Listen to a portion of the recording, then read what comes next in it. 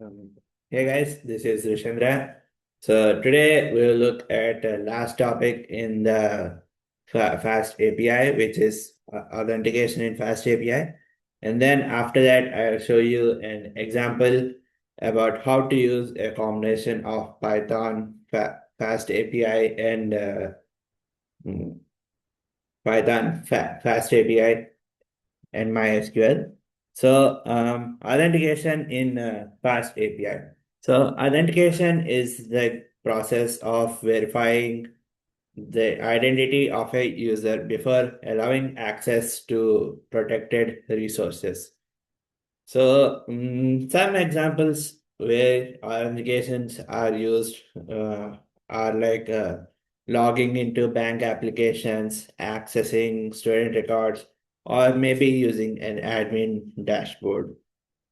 So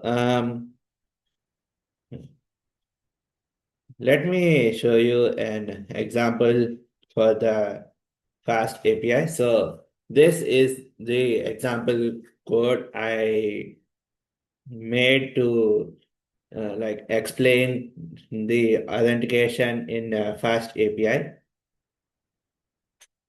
So yeah, so here you can see I implemented Fast API.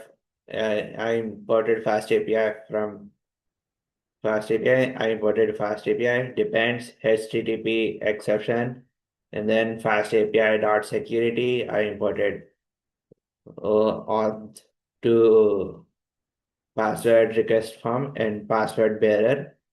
Next from JAWS, I imported JWT. So JWT, it means JSON Web Token. So uh, this is the application for Fast API. So when we are running UVCon, when we are using UVCon to run the Fast API, this will detect the code if the code is real or not. Next, the secret key or algorithm. Next, the bearer token URL is equal to login. Next, it's like this is not a real. This is like a fake user database. So I just put like users is equal to raid and username is equal to raid or maybe password 12345. So since this is not like a real database, I just like uh, put a random username and password. Next, this is like the login endpoint. So like app.post login. So this will receive the username and password that was written above. And then so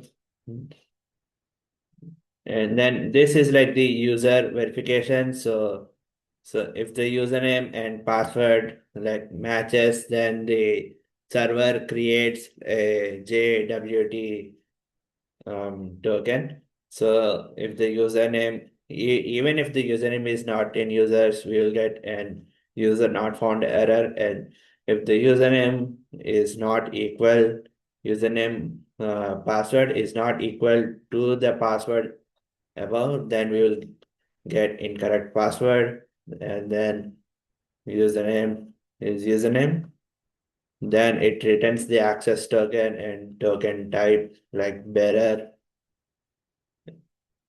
And this JWT dot encode. So this like creates a secure token so that the user can store this token for the use. Next, app dot get profile. So this is like a user must provide like a valid token. So it requires like valid token. So now for the execution. So uh, to execute this, we have to go to the command prompt, and then you have to type in Ubicon main app reload, and then after running, it will show you where it's running. So you have to copy this link and paste it on the Google Chrome. So don't focus about the errors. I know it's showing error, but it still works even if it shows the error. So now let me just go into here. So now this is the execution result. So here you can see there's like authorize. So in authorize, you will type the username and password given there. So I type the since we have the username and password as raid and 12345. So I'm going to use the same password here. So raid and password 12345 and authorize. Uh, so here you can see that it is authorized, and you can see available authorizations, and you can see that it's authorized. So now you can get close it, and now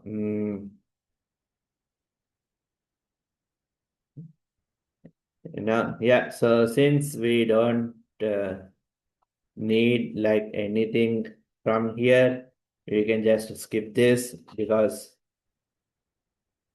you can just skip this, and then when you go to get profile and you just like try it out and execute, you can see it says welcome raid. So this means that the authentication has worked, and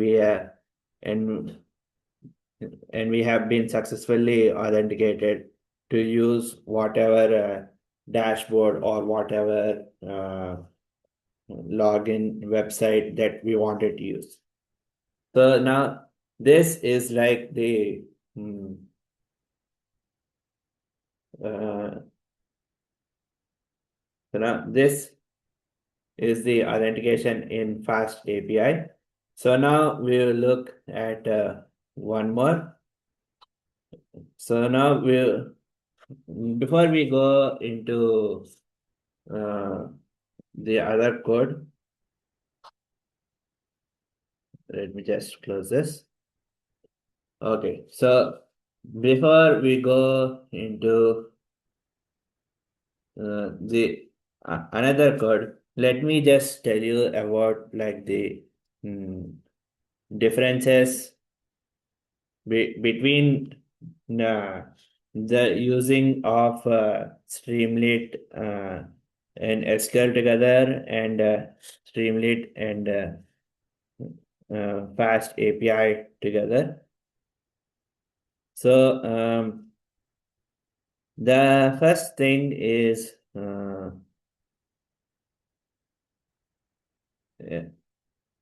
so the first thing is like about what they are used for.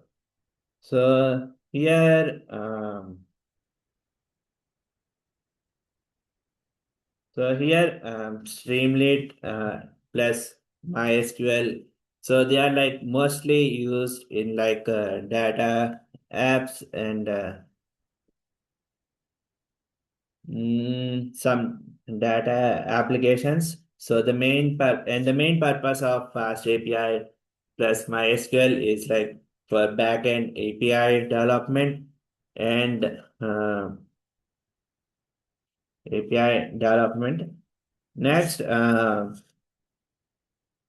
Streamlit and MySQL has like a built-in user interface, whereas Fast API has no user interface.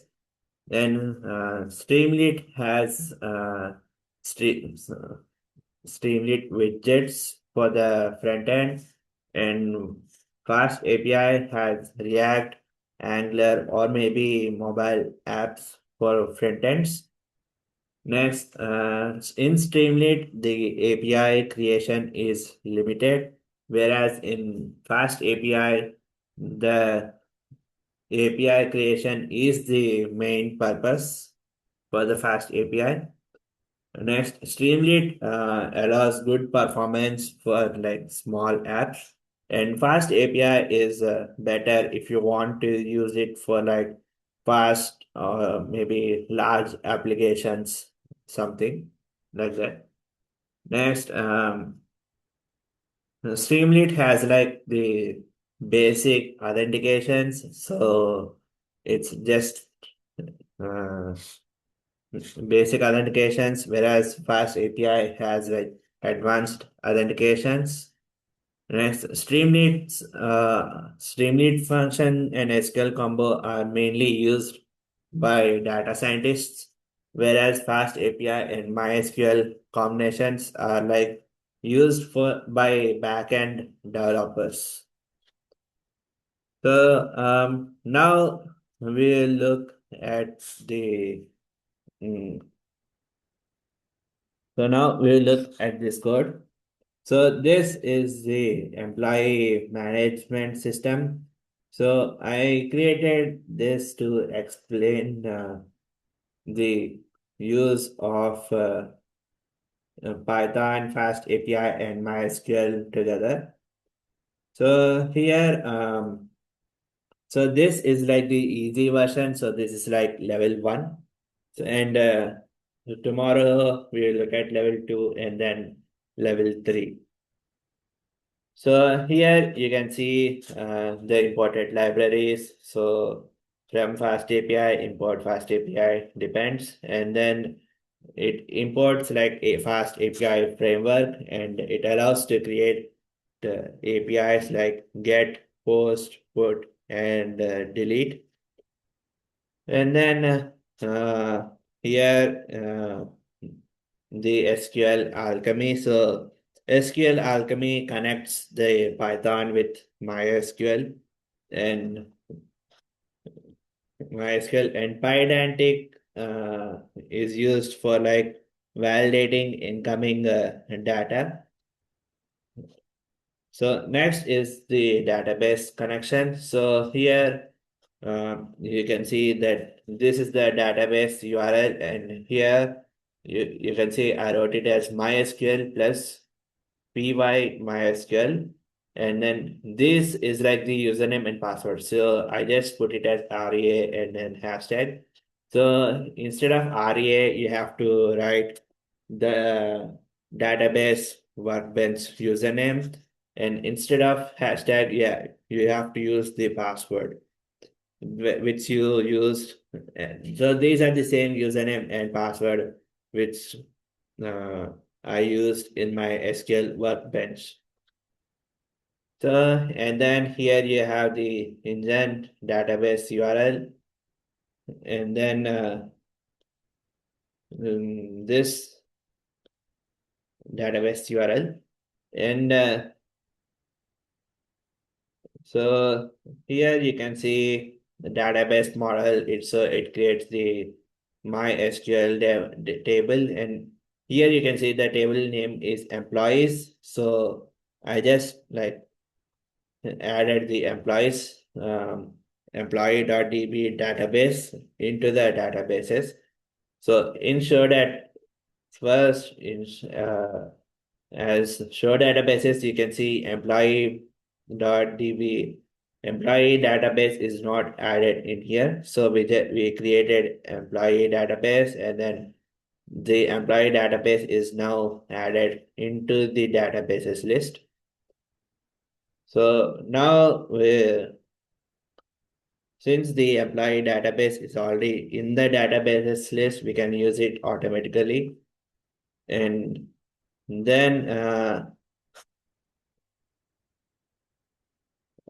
automatically. And then here you can see like the automatic table creation. So even if we don't create the database, this small code right here, so it creates the database table if it doesn't exist. So even if I don't create the database, I can still have the database because this automatically creates the database. And the next is the fast API application. So here you can see the pydantic schema, and it's like just the name, department, and salary float. So it's nothing special. And then here you can see the fast API application. So this one creates the API application, and you can see the title as Employee Management API, and the description says that Python fast API, MySQL, and CRUD applications, and then it says version 1 because it's like the first one we I made, so it's just like the first version. And then you can see the database session. So mm, def get database creates a connection whenever an API request comes. And then the next one is the home route. So home return message API employee management API running. So it just returns a message if the API is actually running. And then you can see uh, and then create employee. Next one is create employees. So you can see it creates the employees, and I wrote post because post in fast API post function it creates new things. So if you want to add like create new employees, new IDs, new salaries, so we can use post to create new uh, things. So we can create new employees here. Then get is used to read all the employees. So all the employees that we created in the post are can be read by using the get function. And then if you want to get like one employee, so instead of all the employees, you want to get only one employee. So here you can do like get single employee, and if you put in employee ID, then you will get the specific employee that you want. And then here the next is update employees. So here you can see app put, and you can see it requires the employee ID to update the employee. And then the next one is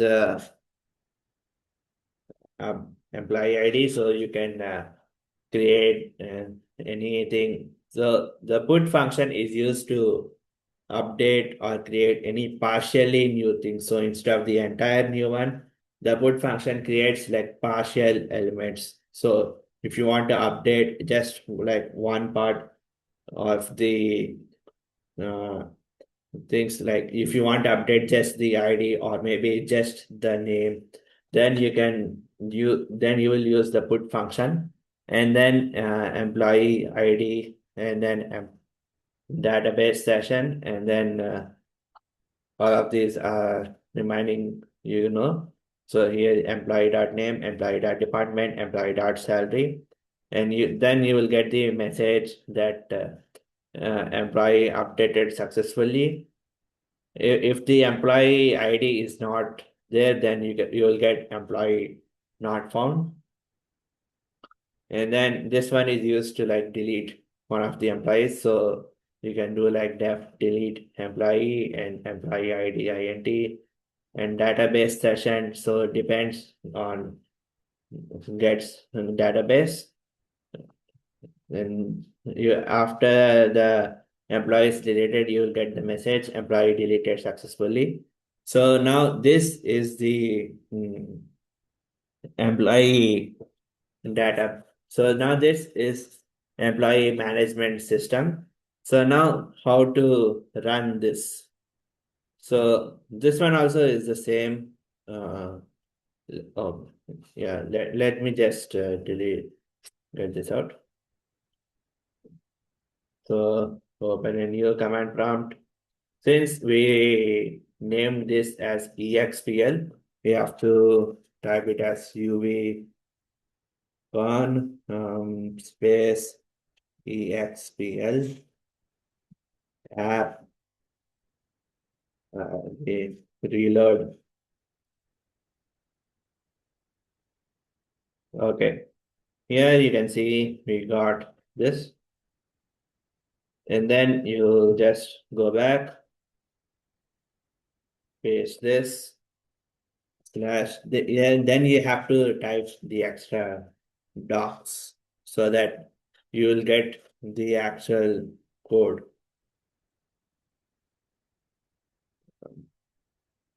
Yeah, so this is the execution. So this is the execution.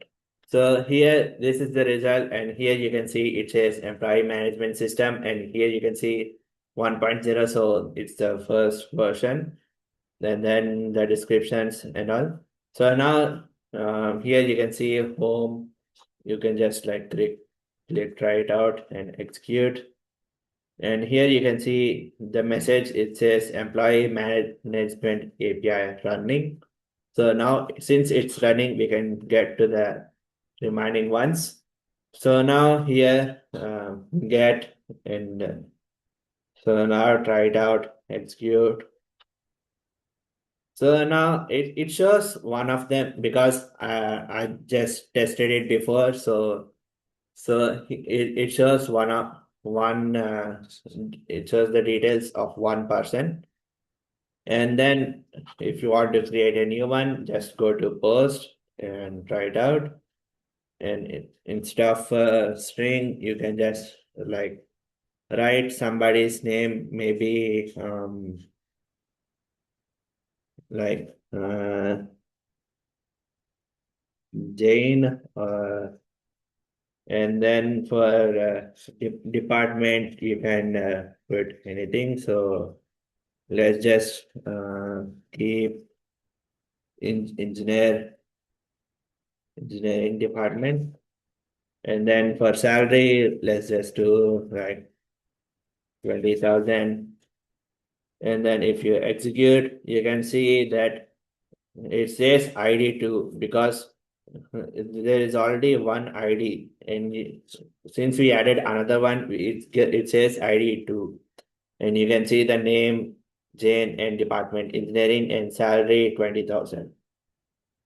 So now since we already added one, if you go to get and then try it out and then employee ID. So since if you want one, we can so just two and see if you type two, you will get the specific employee ID name. So and if you want to update something, so you just like try it out and uh, maybe like one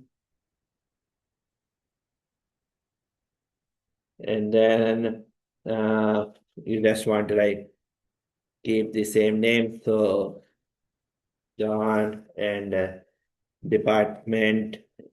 So maybe you can change the department name to history and then salary the same 15,000 and then execute.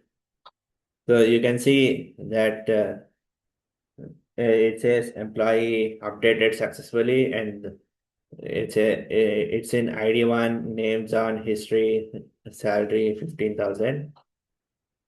And then if you want to delete something, so now if you go back to get and then if you type on one and execute, you will see that it also changed here. And now if you want to delete someone, maybe and try it out and employee ID to execute. You can see it says employee deleted successfully, and also deleted successfully. So now, yeah, this is the result for execution in the code, and all of the things are running successfully. So that's a good thing. So yeah, and this is like the level one of the uh, creating a code using Python, FastAPI, and MySQL. So yeah, let me just start this new share. So yeah, so since we did level one today, we and I will explain you a new level. So the it will be a bit more difficult than the one we did today. So yeah, that's it for today, and I'll see you again tomorrow. So yeah, thank you all. See you. Bye.